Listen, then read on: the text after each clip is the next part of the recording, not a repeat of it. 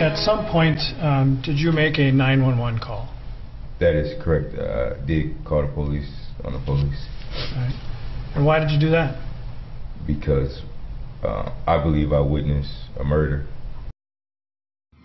Witnesses continue taking the stand in the Derek Chauvin case. Today, the state called several eyewitnesses, people who were at 38th and Chicago while George Floyd struggled with the officers. Fox 9's Hannah Flood joins us with more now. Hannah, more on the witnesses and what they had to say. A lot of emotion, a lot of testimony today. Take us down that road. Yeah, really the focus today was talking to some of those people, like you mentioned, who were at 38th in Chicago and saw all of this happening.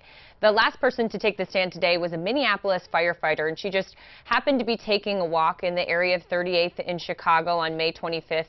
She was off duty and came upon Derek Chauvin with his knee on George Floyd's neck. So here's Officer Tao's body camera. You can see Genevieve Hansen, the firefighter, right there with her cell phone, and she's telling the police officers to check Floyd's pulse, and you can see her demanding for them to help Floyd or allow her to step in and help him.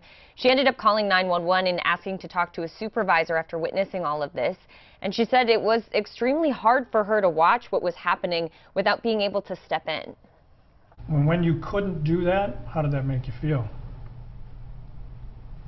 Totally distressed. Were you frustrated? Yes. Well, why did you feel helpless? Because there's a man being killed, and I would have, had I had access to a call similar to that, I would have been able to provide medical attention to the best of my abilities, and this human was denied that right. Now, during cross-examination, Eric Nelson, the defense attorney, challenged Hansen, saying she didn't have all of the information in the situation and she wasn't aware that medics had already been called to the scene. Now, several other of these bystanders here in this video testified today. You can see Donald Williams in the black sweatshirt there. You heard a soundbite from him earlier on. And as we mentioned, he wrapped up testimony this morning. And then we heard from some of the minors who were here watching, including Darnella Frazier. And she's the one on the far right, and she's holding up her phone shooting video. Her video is the one that ended up going viral. It was the one that was played in opening statements yesterday.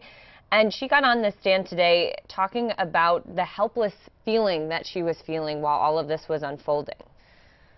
It's been nights. I stayed up apologizing and apologizing to George Floyd for not doing more and not physically interacting and not saving his life. But it's like, it's not what I should have done. It's what he should have done.